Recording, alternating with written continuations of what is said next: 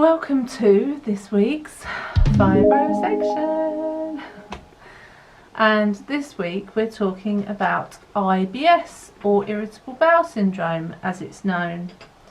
So you have to see, I'm already starting. You have to excuse me if I stumble over my words, because I am so tired. My fatigue has ramped up. I don't know whether it's the weather or what it is, but I'm feeling exhausted. So if I stumble over my words, I apologise, but that is the reason why. Okay, so let's get the trusted notepad. And for your information, I have bought a new trusted notepad when we went on holiday, but I've still got a little bit left in this one, so let's get on with IBS, shall we? So what is IBS? From mild bloating to severe constipation, IBS is a name given to a variety of digestive symptoms. It's a widespread problem. Figures suggest that 10 to 20% of the population suffers from irritable bowel syndrome. It's also more common in women. You may find that your IBS symptoms are constant, or they may come and go. This can bring periods of relief, but also frustration, as it makes it even harder to work out what's triggering your digestive problems. The good news is there's a lot you can do to tackle IBS naturally. So that's good, isn't it? So what causes IBS? IBS can have several causes. Some of these include SIBO, which is the small intestine bacterial overgrowth, and hinder your intestine's ability to do their job properly. It's estimated that 84% of IBS cases are down to SIBO. I have had a SIBO test, but I haven't got SIBO, and I had to go to hospital and have all these different sugar solutions. It was disgusting. Food sensitivities. These are a known trigger of IBS. If your immune system reacts to a certain food, it can impair your digestion. Chronic stress. This can be both cause and symptom of IBS, as your gut and your brain are talking to each other constantly via the gut-brain. Well, they say you have two brains. There's one in your head and one in your stomach. So that's what they mean by that. Leaky gut. Oh my goodness. Intestinal hyperpermeability, I think that means, that says, otherwise known as leaky gut, can trigger an immune reaction. Resulting inflammation can lead to digestive disturbance and IBS. Childhood trauma. Family conflict, severe illness, or the death of a loved one increase the risk of developing IBS later in life.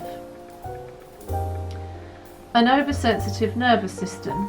Researchers found that IBS sufferers tend to have overactive nervous systems, which affects the digestive process.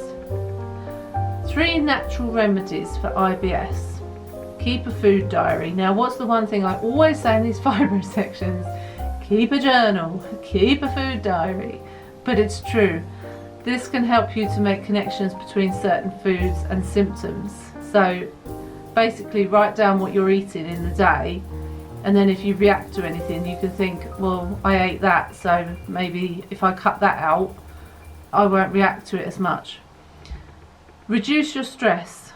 This is known to play a role in IBS. It's a massive role for me as well. Learn what makes you relax and make it a non-negotiable part of your schedule every day. Try a probiotic supplement. These have been found to alleviate symptoms, especially when combined with dietary changes. What triggers IBS? Possible triggers for diarrhea. Too much fibre, especially the insoluble kind you get in the skin of fruits and vegetables. Food and drinks with chocolate, alcohol, caffeine, fructose or sorbitol. Carbonated drinks. Large meals, fried and fatty foods. When you know the things that can make your IBS symptoms flare up, called triggers, you can make a plan to avoid them. IBS is different for everyone, but it may help you to track how you react to the most common symptom triggers and learn to prevent them. Possible triggers for constipation: breads and cereals made with refined grains, processed foods such as crisps, chips and biscuits, coffee, carbonated drinks and alcohol, high protein diets, dairy products, especially cheese, and too many vegetables. It surprises me that alcohol is in the one that can constipate you and make you have diarrhea, because for me, if I have too much alcohol, it means I have diarrhea. So I've never had the other way from alcohol, but like I say, everyone's different, aren't they? So they all react to things in different ways. And I also find massive trigger for me is diet. So if I eat too much gluten, I will be very constipated, and if I have too much dairy, it will make me feel sick. So I have to balance what I eat, but I've learned that over the time, really. Stress trigger. Stress and anxiety can make IBS symptoms worse. Choose healthy habits. Eat a well-balanced diet that works for your IBS. Get regular exercise and enough sleep. Do something fun as often as you can. Listen to music, read, shop or take a walk. Learn better ways to calm down. Relaxation therapy, hypnotherapy or CBT. If you feel comfortable, talk to a family member or friend about your IBS.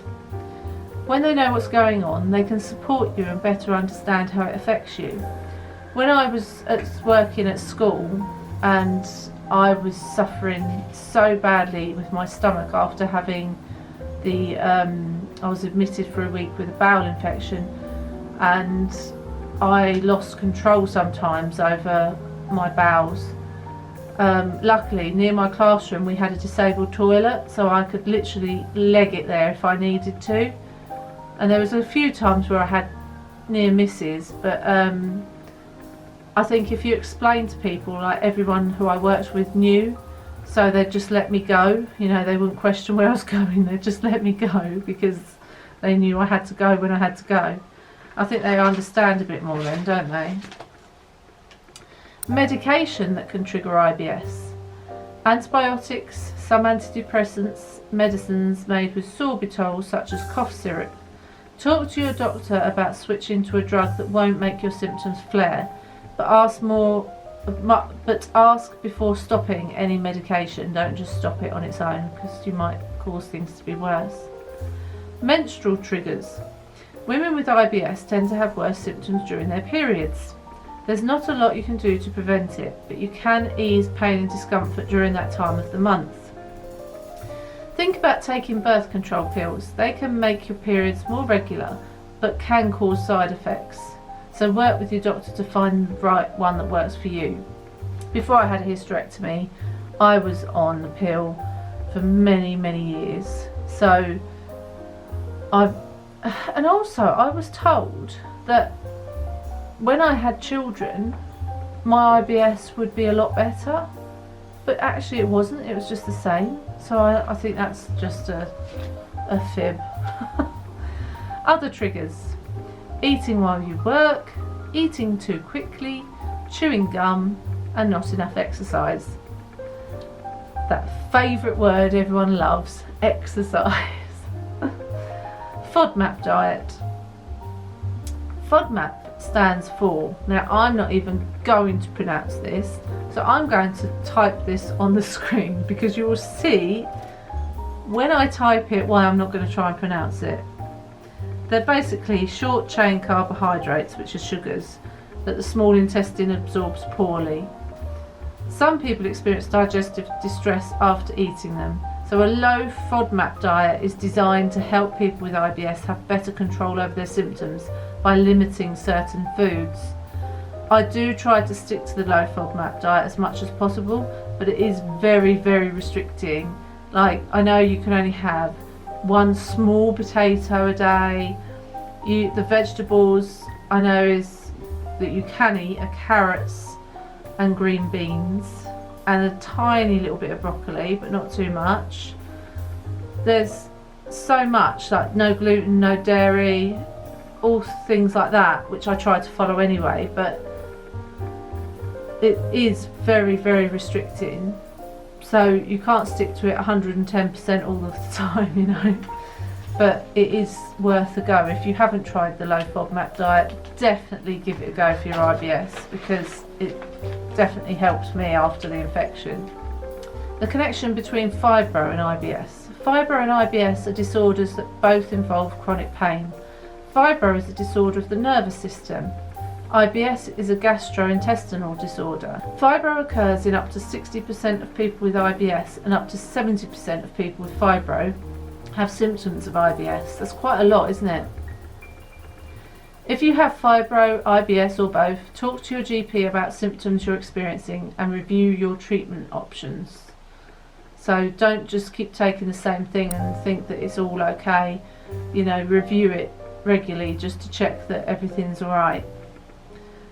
My IBS. So I have had IBS since I was 6. I used to have to take laxatives every day just to be able to go to the toilet.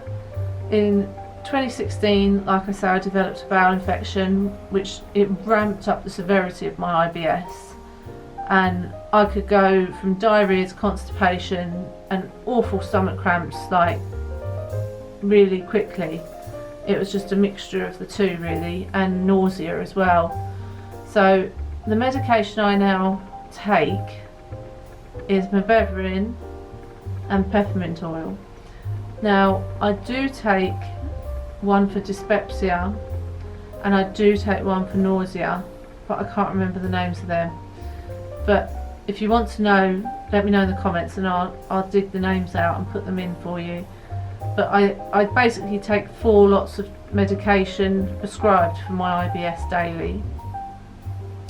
The herbal medication I take is a probiotic every day, apple cider vinegar. I take 2 tablets a day, and they both really help, So if you haven't tried them, might be worth giving them a go. I avoid eating gluten and dairy, try to stick to the low FODMAP diet. Isn't always as easy as it sounds. Every person's different, every person reacts differently to food, situations, so just try to work out what suits you best. And like I say, it's a good idea to keep reviewing your medication with the GP. And you can also ask them about herbal supplements, or you could go to your pharmacist and ask them. But I think a lot of it's a combination of everything with IBS. It's getting, so like with your stress levels, it's working on them. It's working on your food, your diet, your exercise. It's working on your body as a whole. A lot of the same with fibro. So you're working on all these different areas that I talk about. It all affects the IBS. So let me know in the comments below if there's anything that you do to help your IBS. Another one I do, because I suffer more with constipation than anything, so I now have a small glass of orange juice every morning, and that stops the constipation. That keeps me regular, along with all the supplements I take. If I don't, I have got laxatives I can take, but I don't like to take them unless I have to. I find medication like I can't take codidromol or codeine or anything like that, because I did that recently, if you've watched my vlogs, and I couldn't go to the toilet for a week. So I had to take a lot of laxatives. So be careful with medication, be careful with it. And things like ibuprofen, that also aggravates my stomach. So anyway, chat away in the comments to me, that's fine. We can see what helps some people, what doesn't help others, and work out from there what could help you. But definitely keep a food diary if you're still trying to work out what's affecting your IBS. Hope this has been helpful. Give it a big thumbs up. I'm going to crash on the sofa now. See you later. Love you lots. Bye.